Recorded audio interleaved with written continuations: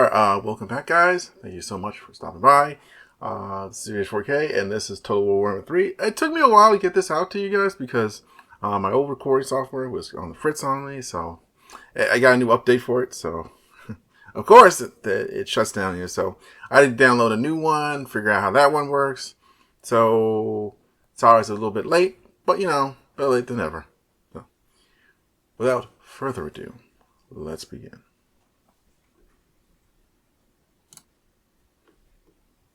What you're about to see is pre-alpha footage of Omen to Destruction. This was recorded months in advance, so there's still some placeholders in game. We're really hard at work right now and can't wait for you to get your hands on it at release. Cool. Hunter, deliberate, relentless. The eyes of Khorne blaze down upon us. Absolutely proficient in killing. Seek out your prey, bring it down, ask in the favor of Khorne. So let's get reaping those skulls, humiliating those lords, and showing off our fancy clothes.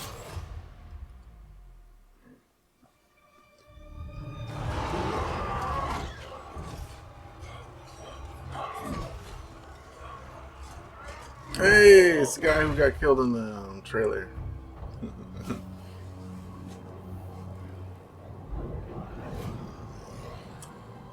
Okay. Izu the Skulltaker. First off, I want to say, what a great design.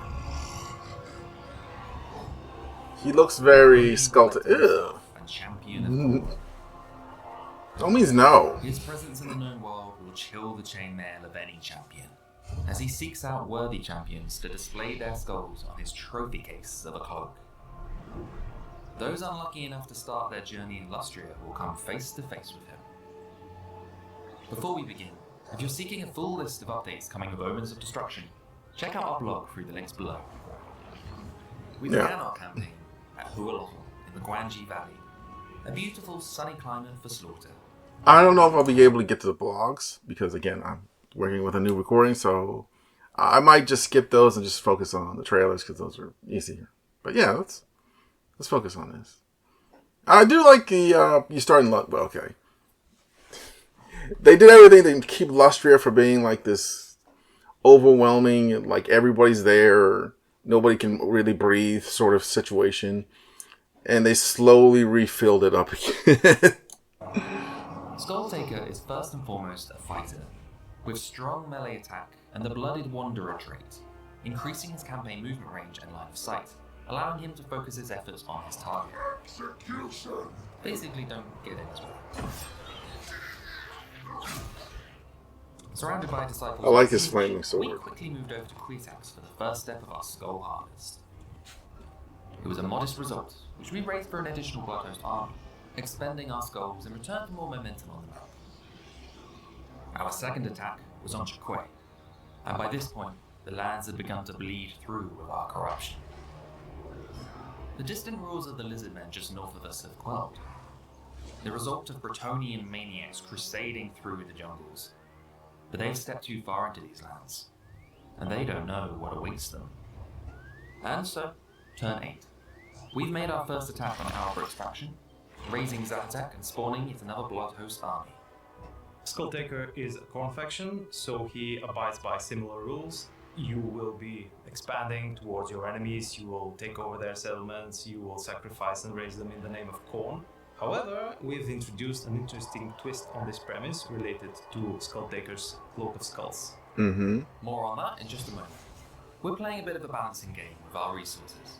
Skulls provide us with Bloodhost armies, but we've got other uses for skulls now. Let's send one of our followers up to the settlement of Bragon to recover our lost skulls. It'll also provide a nice blow to Alberich, as raising a settlement now leaves it uninhabitable for other factions for a few turns. Yeah. Be gone, Bragon. That was terrible, sorry. That's alright. They can't all be winners, man. Oh, hello. It's fine, I need the skulls. Outbreak is our first encounter with a legendary lord. There's a lot of His enemies. field means he is worth more to us than a generic lord. Defeating him will earn Skulltaker 60 points of champion essence. Oh, Which is more to us than a generic lord. let's look at that Defeating again. him- Battles won by Lord, 5. Legendary Lord, 2. That's okay, that's 30. Lord's not yet defeated, 10. Lord's rank, ooh, so the bigger the threat this guy is, the more you can get out of him. Like the base amount's 5. Everyone gets 5 at the start, I'm guessing. But then they add on the fact that it's a legendary lord. That's an extra 30. Battles won by that lord. That's another. Yeah. So if you're fighting a really tough guy, you can get so many skulls out of that guy. Skulltaker 60 points of champion essence, which we can spend on buffs through our Cloak of Skulls mechanic. His army is big though, so for now we'll leave him to his ruins and target Laxland. That's Skull's essence. There's another tasty Bretonian skull there I can harvest, worth 16 champion essence. No, it's not skulls, it was essence I was saying earlier, not. Bit of an easier target for us at this stage of our campaign. According to lore, the Skulltaker is a duelist. What he usually does is when, for example, Khorne forces are besieging a fortress, he stands before the gates of the fortress on his own and he issues a challenge. Sooner or later, someone marches out to face him and they lose. Always, invariably. You will see that each of them carries a different amount of champion essence, which depends on their level of experience and on the victories that they fought. We looked at that earlier. That you will gain once you face them in battle and you defeat them. And you will use this champion essence to enhance the skulls on the cloak. Each of the skulls is giving you different bonuses. You can unlock bonuses, you can further upgrade them. So this is actually a chief part of your gameplay loop. Be on the lookout for meaty enemy lords with a lot of champion essence. Attack them, gain their champion essence, become stronger. I can totally see people just declaring war on really powerful factions just to collect their skull essence. I almost call it skull, but I call it skull essence, and then I saved it. And seek. Oh, whoa. Gain their champion. We gotta look at that special abilities. I didn't look at the other one earlier. That's fine, but I want to look at this one. Blood, shackles, cloak of skulls. Interesting. And seek other prey for you to hunt down. Also, it seems like the Desert King.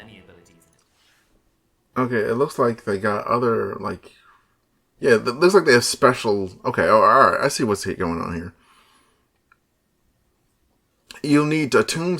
I think this node here is for Tomb Kings. Whatever one they're hovering over right now, that's for Tomb Kings. Another's for maybe Lizardmen, maybe... It depends on the race. And what, it pops up on what part of the skull cloak here. That's interesting. Other prey for you to hunt down. I actually kind of like that.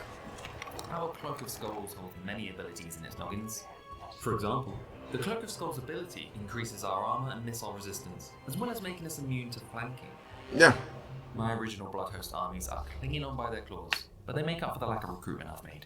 Let's burn them up in one final battle and replace them as we move up north. Oh, hello Empire. What's this? Another tasty skull worth 16 essence points. Well, that'll take us past our threshold for the next skull on the cloak. I don't think I can turn her down. Let's give chase.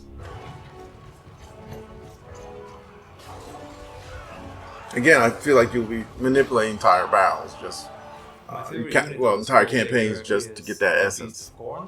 That delicious ape-like monsters that are exceptionally good on the charge. They've got armor-piercing damage, they induce fear in their enemies, and they have a particularly cool animation. They're particularly fun to use against goblins. Really? Goblins, you say? I hear rumours of goblin armies up in the old world. Perhaps a good spot for some champion hunting. Perhaps even a cathartic trip. I'm sure he'd like to meet the official 100th legendary lord. That is decided, right? Skulltaker? 100th? No one's going to question me. Oh, Marcus is making his way downtown. Let's move out of the way and get some recruitment going for a welcome party. The Khorne in comparison to the Pestigors and Zarngors, bring forward a more aggressive, hard-hitting role. They feature all the best benefits and qualities of the Mark Khorne, and when they've taken enough damage, their ability will trigger, which will further enhance their melee prowess. Alberic's forces are skulking around our lands. He'll likely regrow in strength, but with a higher population of skulls north of us, I think we'll head in that direction. I have something in mind for when Alberic is worthy of my attention, but let's also arrange some backup. The Bloodspeaker is a new lord that plays a supportive role for Khorne. He specializes in buffing units around him, and when mounted, he adds that mobility. In order to boost our numbers further, we're going to utilize the Skull Throne, a new mechanic for Khorne that lets us spend our half-assist skulls on more campaign buffs. Okay, so campaign buffs with the skulls. Okay, that's good. Next pit on Bloodhost has 2 units secure on creation. Tiers unlock with the more skulls you spend. Growth so control. Once Marcus is defeated, I'll probably reduce my spend on Bloodhosts and begin building Summons the more host to areas. reduce leader. For now, I'll select Blood X Nihil, which spawns us 2 extra units for our new Bloodhosts. Blood may be for the Blood God, but today, the skulls are for our cloak.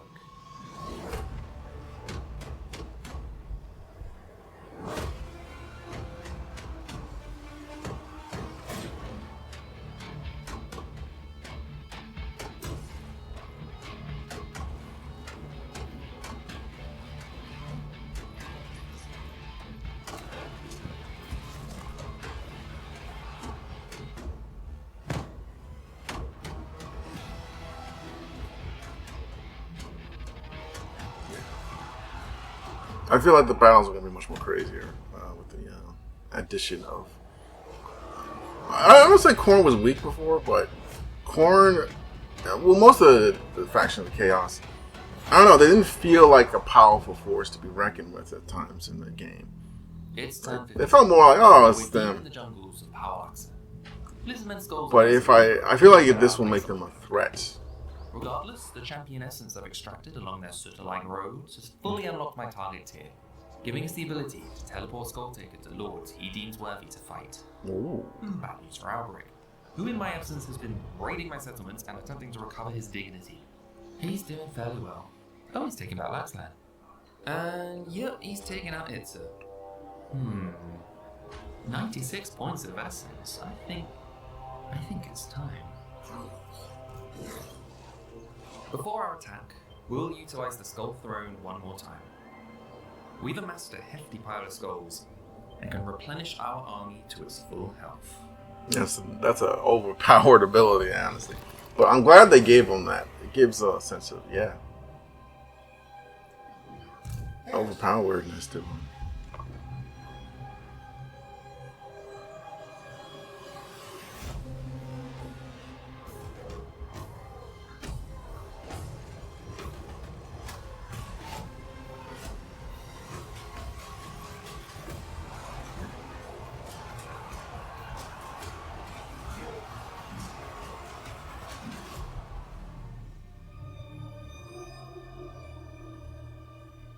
Yeah, when you're playing as this, you don't want to be playing as some like weak and disadvantaged faction. You want to be playing as the main alpha faction of the campaign. Yes, I use that.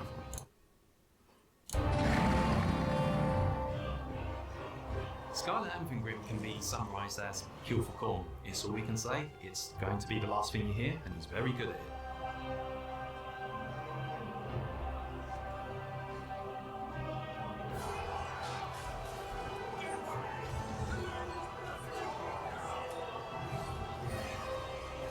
Scar Bloodruff is our frontline hero who's themed around both self-revival and healing. He's going to be very difficult to take down.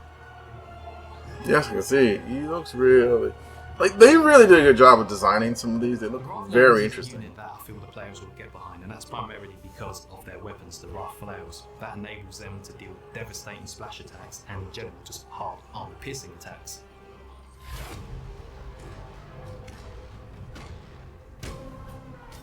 The Skull Reapers are similar to the Chaos Warriors of Khorne. While they have less armor, they are in no way less effective in combat. They are absolutely devastating against infantry whilst being cost effective. I've been trying to get Alberic all battle, but he keeps flying around. This should trap him in position for us.